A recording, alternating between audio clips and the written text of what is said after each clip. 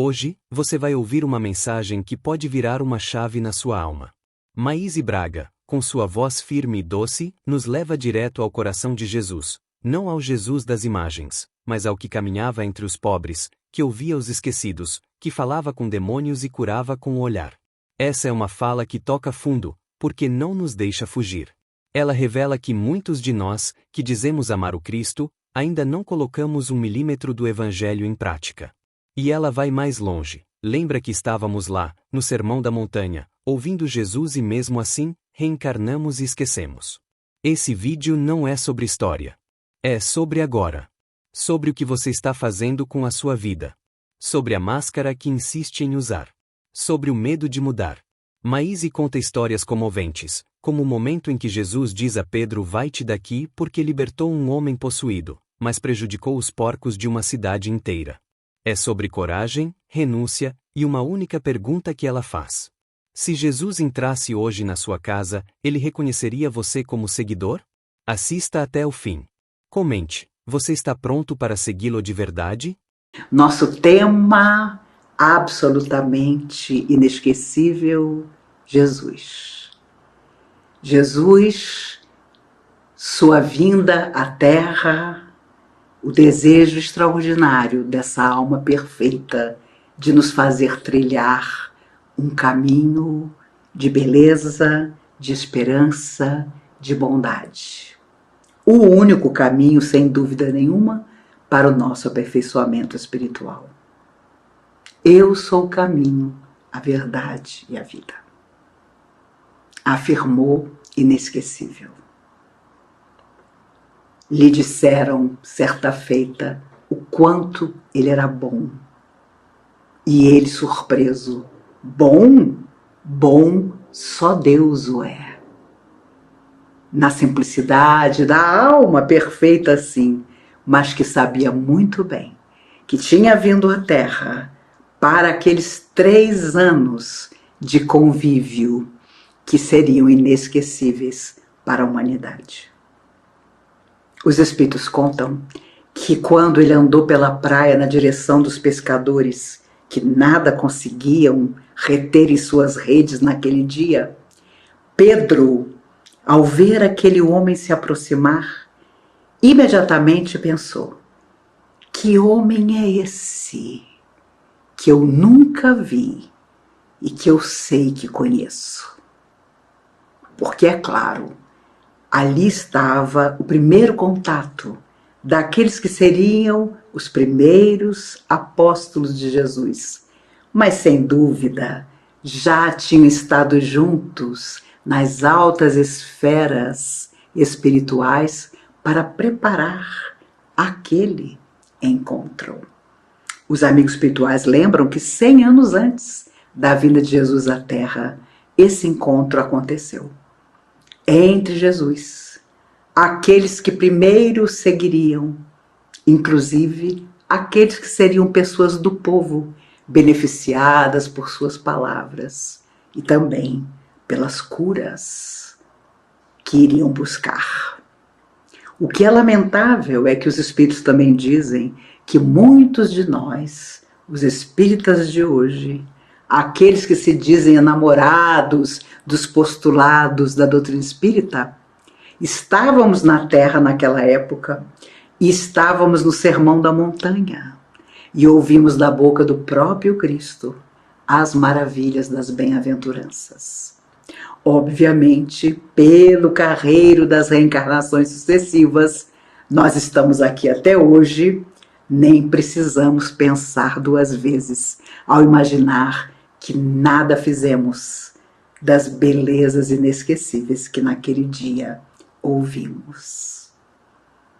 Jesus não era mágico, mas multiplicou pães e peixes, a ponto de cestas que foram cheias de peixes e pães que não precisaram ser utilizados, porque a multidão já estava farta de tanto se alimentar. Ele aparentemente não era médico, mas a medicina que ele tinha era da alma profunda, Imagine você, no auge da sua necessidade, chegar à frente de Jesus e dizer como tantos disseram: Senhor, se quiseres, bem me podes curar. E é claro que ele afirmava: pois eu quero. Imagine você o que era a sua necessidade ligar-se de imediato ao poder que ele tinha de dizer: eu quero. Quando ele tenta entrar em Gadarra, a única cidade que não o recebeu, fechou as portas para ele, ele e os discípulos vão por trás da cidade onde havia um cemitério. E é lá que encontram um jovem endemoniado. E Jesus pergunta-lhe: como te chamas? E as entidades que dominavam o rapaz dizem categóricas: legião, porque somos muitos. E na conversa que se estabelece, Pedro, apavorado, imaginando que o rapaz, que tinha sido expulso da própria cidade, pudesse se lançar sobre Jesus, vai na direção dele, querendo criar um obstáculo físico entre ele, o rapaz, e Jesus. E a entidade que dominava as outras e que falava através do moço aponta para Jesus e diz a Pedro: ele eu sei quem é, e tu quem és? Lançando seu ódio a Pedro, porque era uma entidade da sombra, mas queria ser beneficiada naquele instante com a libertação das algemas que o ligavam às outras entidades que ali estavam, ligando-os todos ao pobre rapaz, que era um verdadeiro mendigo, um verdadeiro fantasma. E Jesus determina que aquelas energias terríveis fossem absorvidas pela manada de porcos que por ali passava. E eram tamanhas as energias, tão difíceis, que a manada de porcos se lança num abismo que havia atrás do cemitério. E, obviamente, como os porcos eram a principal causa, na verdade, era através dos porcos que eram vendidos que Gadarra tinha sua economia, Jesus nunca entrou em Gadarra. Os responsáveis pela cidade fecharam as portas, subiram no muro e diziam: vai-te daqui, aqui não entras. Revoltados, porque Jesus libertou o rapaz daquele processo obsessivo difícil. Mas os porcos não suportaram aquela energia, se lançaram ao abismo e eles eram, naturalmente, a produção que existia naqueles dias da cidade. Enfim, Jesus, em todas as suas manifestações, tinha o cuidado de olhar o coração que estava à sua frente e saber se era o momento de libertar aquela pessoa. Sua generosidade tinha também responsabilidade. Quando ele traz Lázaro de volta à vida, diz: desatai-o e deixai-o ir. Não quis que Lázaro passasse a segui-lo, deixou que Lázaro fosse viver sua vida até que ficasse doente e desencarnasse oportunamente. Imagine, se um de nós curasse alguém, ia querer a pessoa um verdadeiro escravo ao seu lado. Não era o caso de Jesus.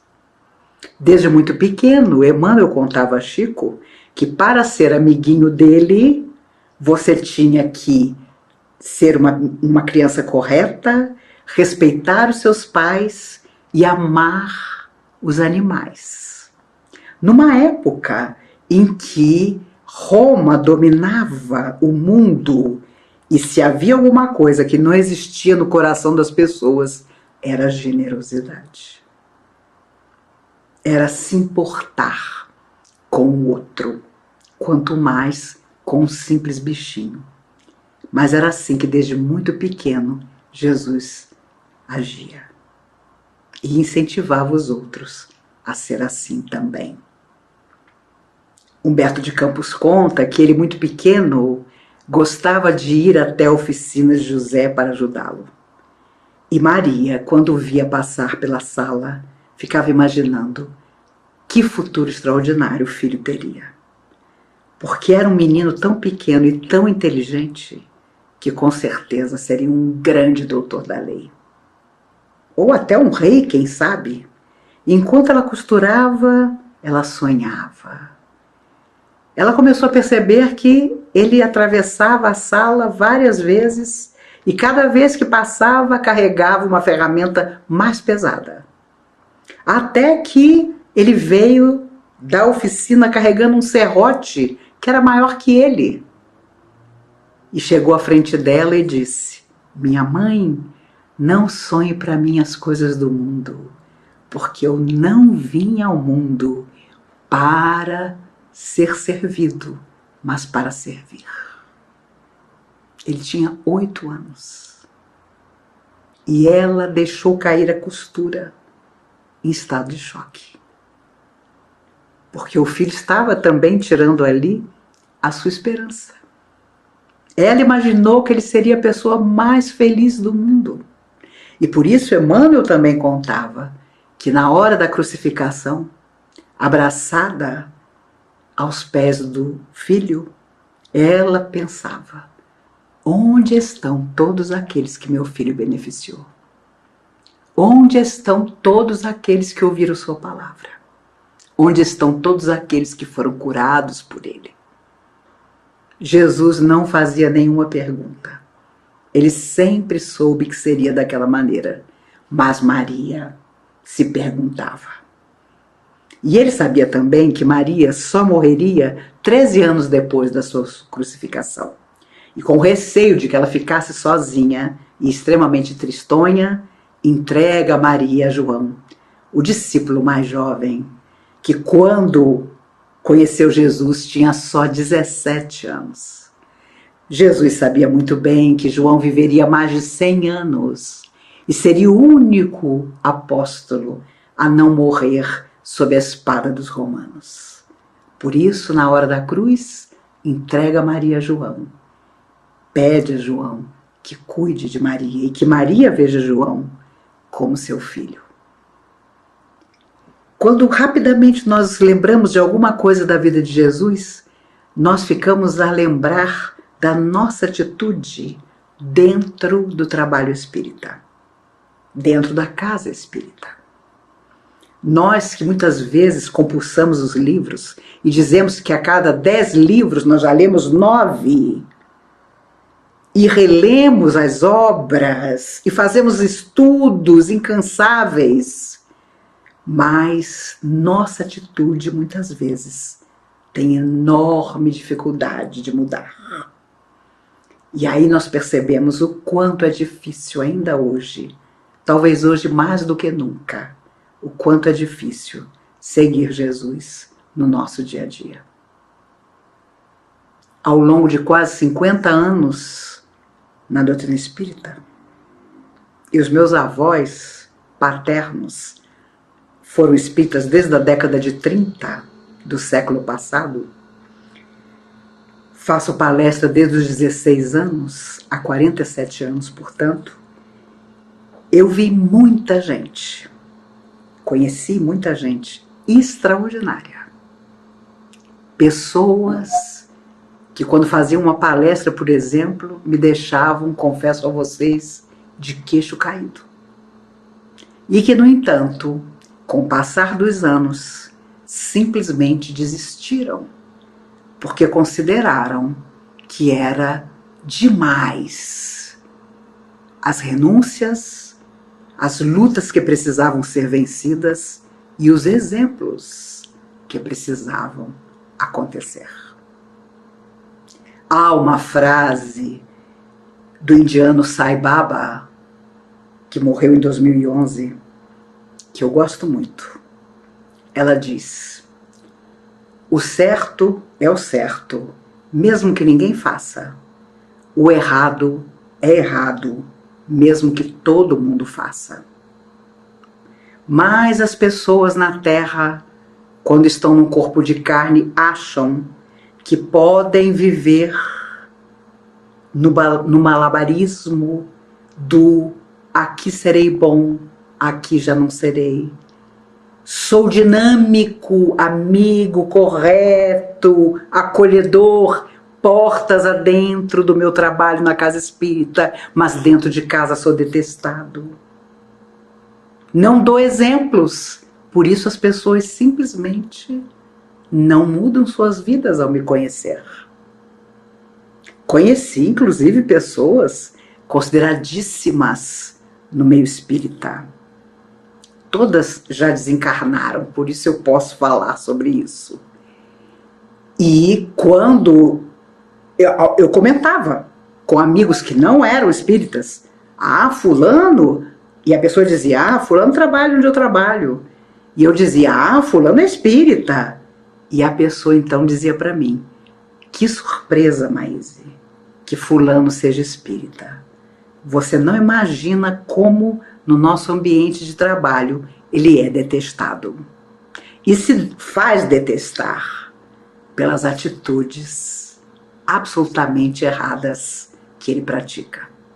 E eu ficava morta de vergonha, porque eu conhecia a pessoa pela sua fama, pelo seu trabalho dentro da doutrina e botava minha mão no fogo por essa pessoa. E muitas vezes tive relatos de pessoas absolutamente idôneas que ficavam surpresas ao saber que aquela pessoa era espírita. Porque tem um detalhe, nós espíritas somos sempre julgados de uma forma alta. Quantas vezes, numa hora de mau humor, ouvi alguém dizer do meu lado, mas você não é espírita? Como se o espírita não pudesse ter um instante de mau humor.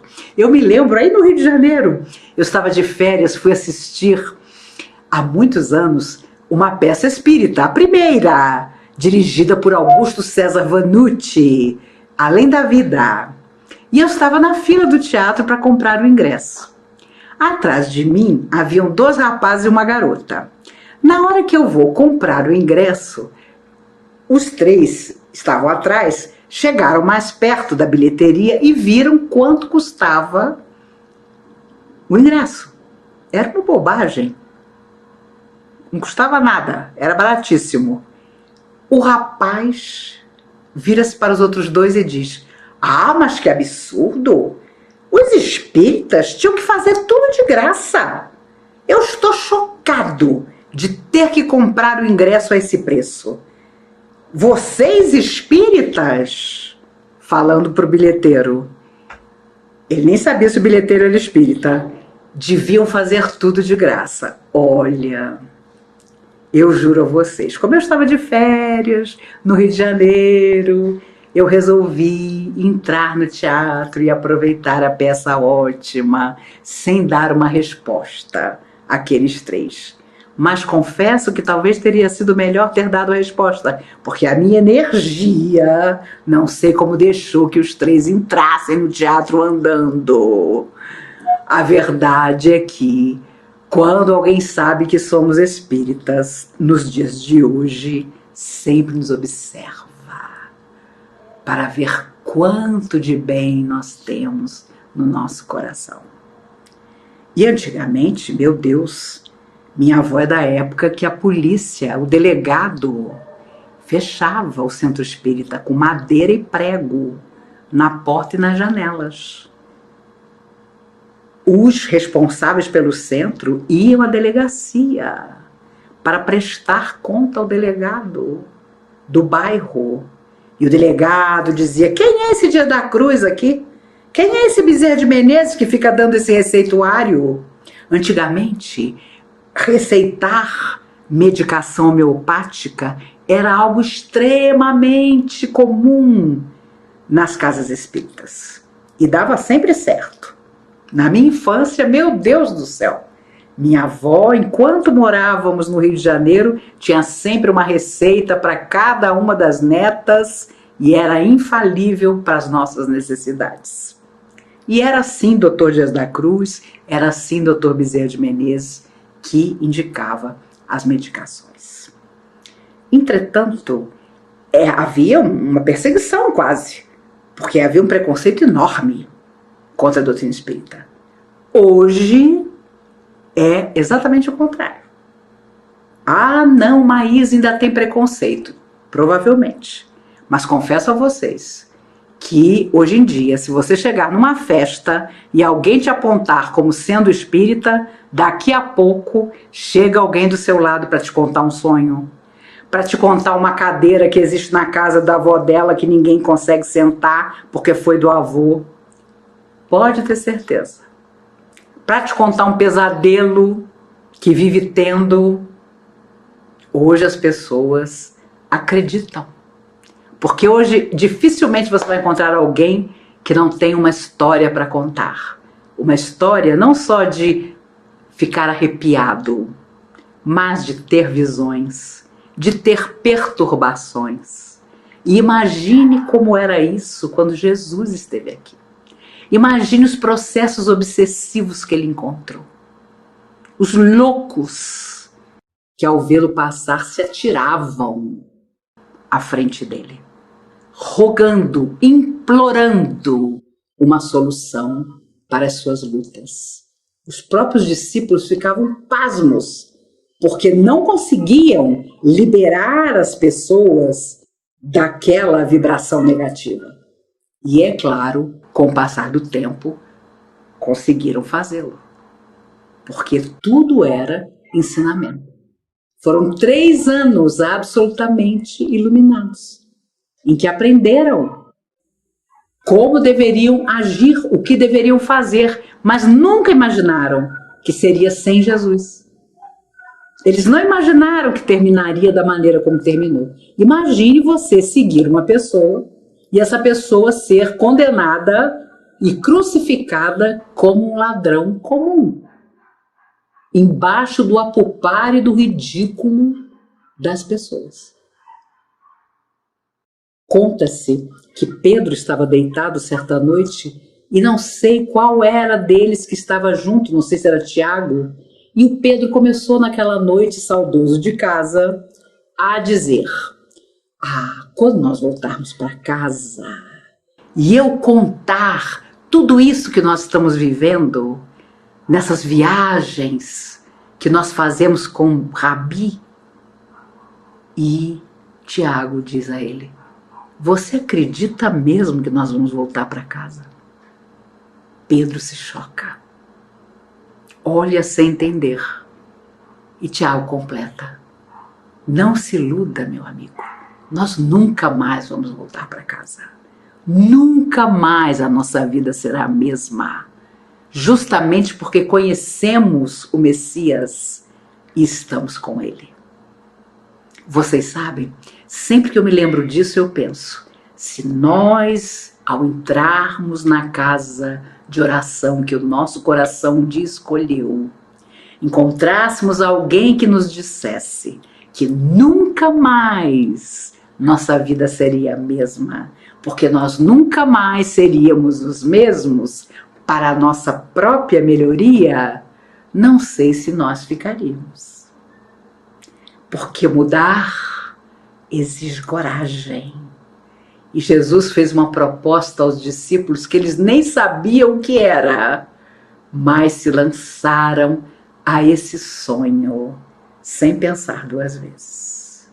Até mesmo Judas, que era muito ligado à matéria e via as oportunidades que surgiam como coisas da matéria.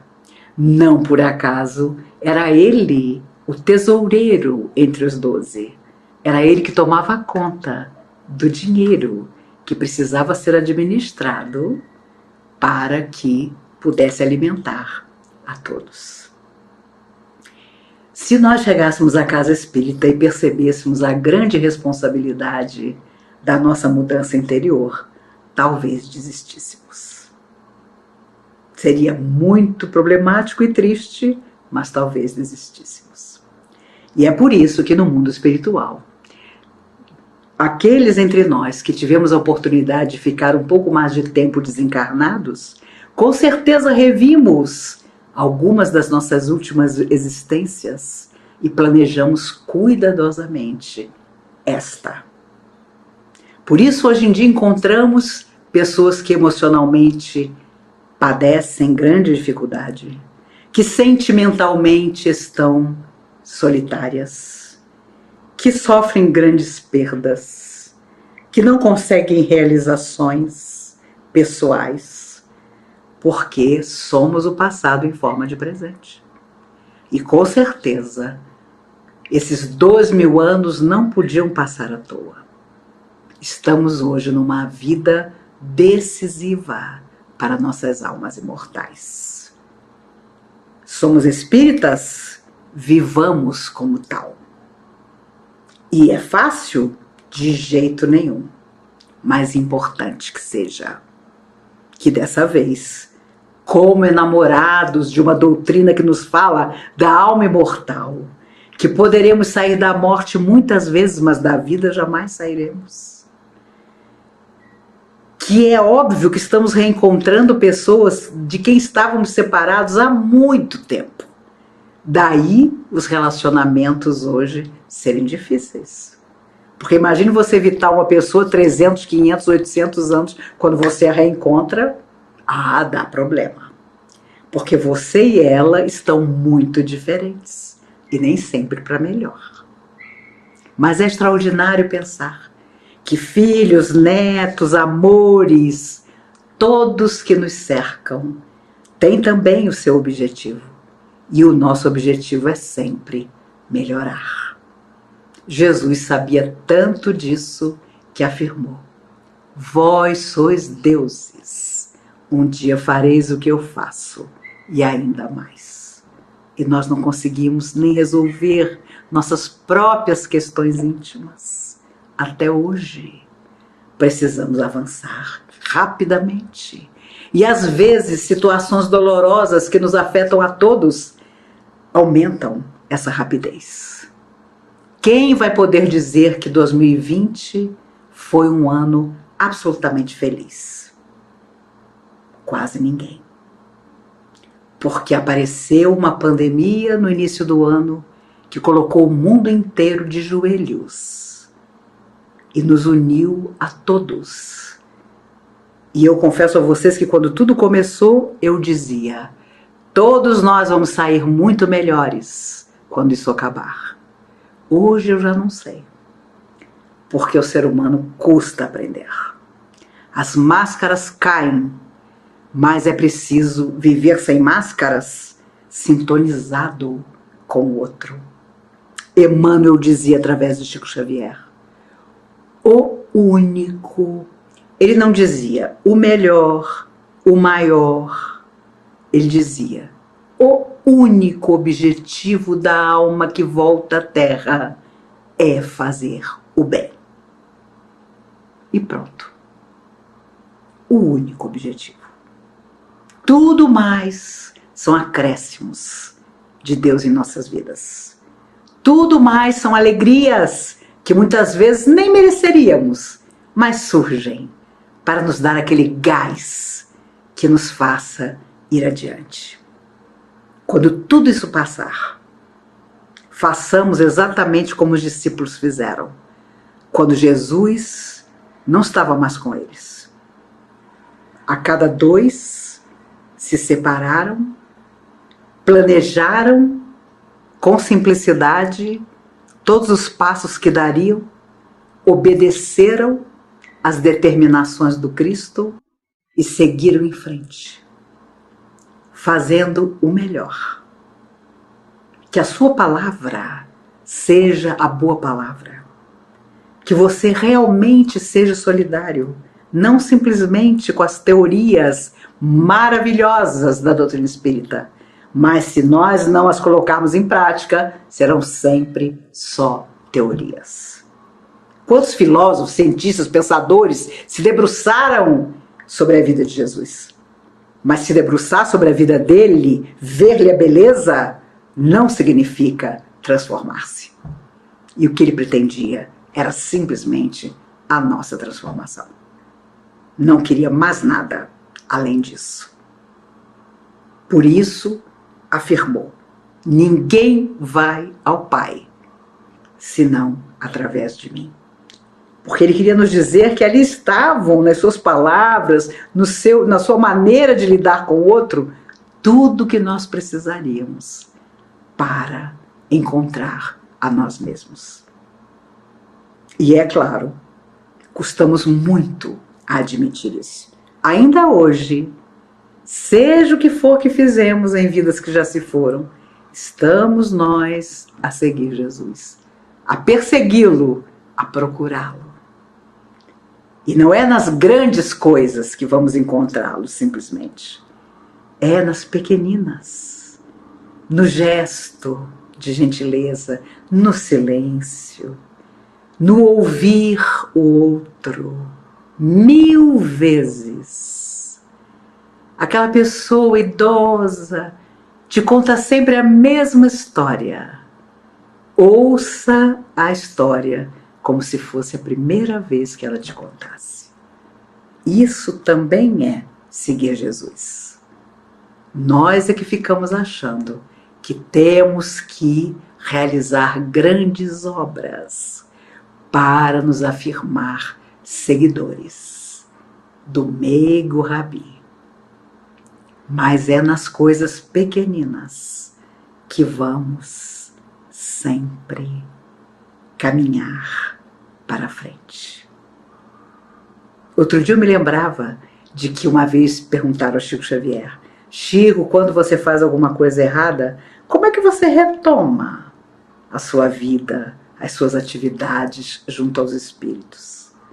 E ele, muito tranquilo, disse: eu acordo de manhã, me sento na cama, abro meus olhos para o céu azul e digo: Senhor Jesus, aqui estou eu mais uma vez. E é exatamente isso. Jesus sabia muito bem, quando esteve aqui, para qual sociedade, para qual coração ele estava falando. Ele sabia que levaria muito tempo para que, através de muita luta, sofrimento e dor, nós sentíssemos vontade de procurá-lo de verdade. E que ele não seja uma teoria, e nem doutrina espírita, muito menos seja uma teoria, mas seja algo que nós possamos mesmo viver. Aliás, escolhemos todos uma doutrina complicada, porque é o tipo da religião que impede você de colocar embaixo de um tapete invisível as coisas que você quer esconder. Porque ela nos fala de livre-arbítrio, ela diz que tudo aquilo que lançamos ao outro retorna para nós, e que aquilo que semeamos é a nossa colheita certa. Quando nós falarmos de proteção, lembremos da sensação que tinham os discípulos quando dormiam sob as estrelas com Jesus do lado. Eles sabiam que não havia qualquer salteador ou qualquer tropa romana que pudesse interromper o sono deles, porque Jesus estava ali. Se temos realmente certeza da proteção espiritual que afirmamos merecer, pensemos sobre isso. Se algo fazemos pelo outro, façamos mais. E não nos esqueçamos de que quando vibramos negativamente na direção de alguém, primeiro aquela energia nos envolve, depois ela alcança o outro, em quem estamos pensando. Por isso é muito comum que a pessoa diga: nossa, eu estava me lembrando do fulano, mas me deu um mal-estar. Com certeza você está lembrando do fulano de forma negativa. E aí primeiro aquilo te abafa, depois segue procurando o outro. Pensamento é vida. O que nós pensarmos acontecerá. Hoje, amanhã, numa outra vida. André Luiz dizia através do Chico: você prepara um acontecimento pensando em torno dele. Então mentalizemos o dia de amanhã. No início da pandemia as pessoas me perguntavam muito, e há quase 9 meses, fará em alguns dias, eu estou em casa. As pessoas me perguntavam, Maísa, o que você vai fazer quando isso acabar? O que você está fazendo enquanto você está dentro de casa? E eu sempre digo a mesma coisa, estou pensando nas coisas maravilhosas que eu vou fazer quando tudo isso passar e nós pudermos, enfim, estar de novo juntos. E com que alegria nós vamos ter entendido, enfim, o valor de estarmos juntos. As pessoas que nos procurarem na casa espírita vão ser recebidas por nós, tenho certeza, da forma mais acolhedora possível. Como eram recebidos todos aqueles que a sociedade não queria e que procuravam pelos discípulos na casa do caminho. Especialmente os leprosos que eram expulsos pelas próprias famílias das suas casas e que iam buscar no convívio com os discípulos algo para suas vidas até que então desencarnassem. Que nós possamos receber as pessoas que procurarem a casa espírita muito confiantes de que diremos a ela, a todas elas, que chegaram numa oficina de trabalho.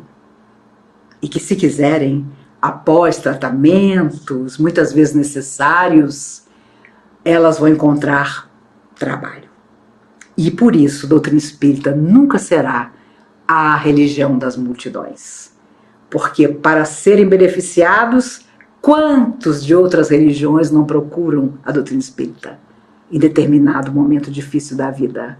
Mas quando aquilo passa e você fala de serviço, são raros os que realmente aceitam. Como fomos inteligentes, aceitamos, ficamos. E ainda virá muita coisa boa para que possamos fazer.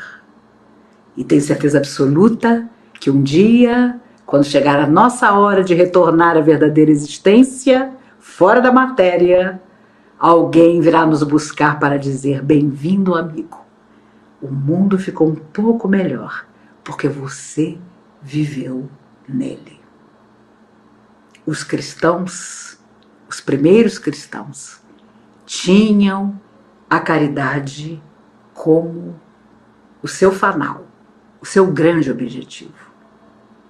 Recolhiam os órfãos, os idosos, os abandonados, de toda sorte, porque tinham aprendido com Jesus. Ele, o grande médico, o eterno terapeuta, que colocou na Terra, em todas as épocas, todas as oportunidades para que nós fôssemos cada vez melhores. Há um engano quando imaginamos que basta acreditar. Ah não, fulano tem uma religião, então agora tudo se resolve. Não. Na época dos meus avós se dizia, quando a pessoa chegava à casa espírita, tome uns passes que você vai ficar ótimo. Com o passar do tempo, os próprios espíritos amigos nos fizeram perceber que para muita gente os passes não são suficientes. Terapia é importante. Para isso, os nossos amigos psicólogos e psiquiatras existem na Terra.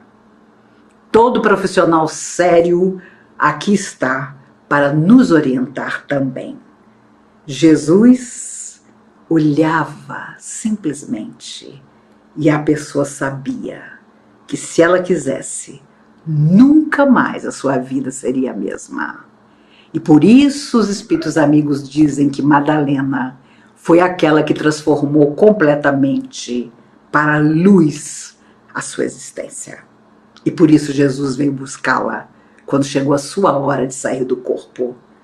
Porque no momento em que ela viu Jesus pela primeira vez e foi beneficiada pela sua atenção, pela sua palavra, ela nunca mais deixou de amar.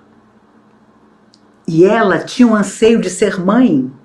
Não podendo, Jesus certa feita disse a ela: torne aqueles que não têm mães teus filhos.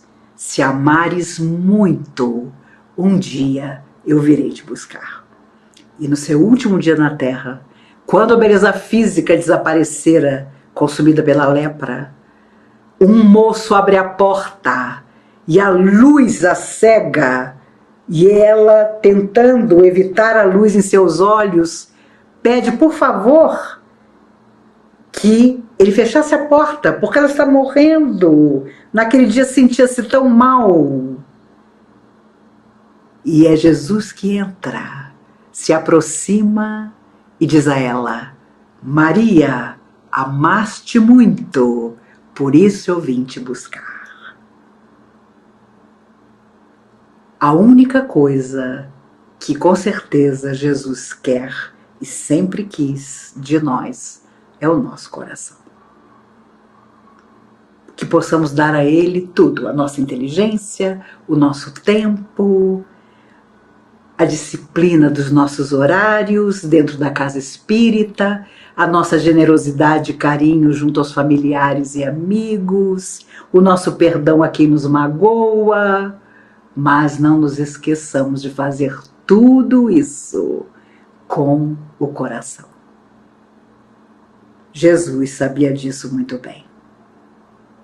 Perguntou o velho Simão, que sabia muito bem que aquela criança na porta do templo era o Messias esperado.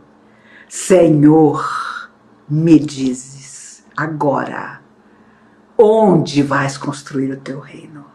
Em que país, em que terras? Eu não estarei mais aqui, mas quero saber em que lugar construirás o teu reino. E o pequenino, sem nada dizer, bateu 3 vezes no coração do velho Simão. Era o Cristo, tão pequeno, a dizer àquele homem que ele almejava apenas o coração de cada um de nós. Estudemos doutrina espírita, mas para vivê-la. Defendamos os postulados da doutrina espírita, mas para que a nossa defesa maior seja todo o carinho que nós vamos transmitir a todo aquele que precisa de nós. Jamais a indiferença, o preconceito, a intolerância. Isso nós já tivemos muito em vidas que se foram. Nesta vida, vamos viver longe de tudo isso, amando, servindo, começando quantas vezes forem necessárias. Jesus na cruz afirmou, inesquecível: Pai, perdoai-os, eles não sabem o que fazem. Eu desejo a todos nós que agora, tanto tempo depois, nós possamos afirmar que sabemos o que estamos fazendo, porque estudamos doutrina espírita e vamos colocá-la em nossa vida todos os dias, da melhor maneira possível, perguntando sempre quando o dia acabar: o que eu fiz hoje que um amigo de Jesus teria feito? O que eu fiz hoje que um amigo de Jesus não teria feito? E agora que a caminhada chegou ao fim, feche os olhos por um instante e imagine: se Jesus estivesse diante de você agora, o que você diria? O que ele veria em você? Maíse Braga encerra essa fala com um chamado profundo: somos o passado em forma de presente. 2000 anos se passaram desde aquele monte, desde os peixes multiplicados, desde a cruz, e estamos aqui de novo. Espíritas. Com livros, com centros, com palavras belas. Mas será que já somos diferentes? Ela nos lembra que seguir Jesus é coisa pequena. Ouvir alguém com paciência, respeitar, cuidar, servir. Não é sobre palcos, é sobre gestos. Maíse conta que, quando Madalena viu Jesus pela última vez, leprosa e cega, ele disse: Maria, amaste muito. Por isso, vim te buscar. Que a nossa vida possa merecer esse chamado. Que o Cristo nos reconheça. Que não sejamos seguidores apenas na fala, mas na alma. Compartilhe essa mensagem com quem precisa se reencontrar com Jesus. Deixe nos comentários o que ficou no seu coração. E se essa fala te tocou, inscreva-se no canal e siga com a gente. Jesus quer o nosso coração. Que ele seja inteiro. Que ele seja verdadeiro.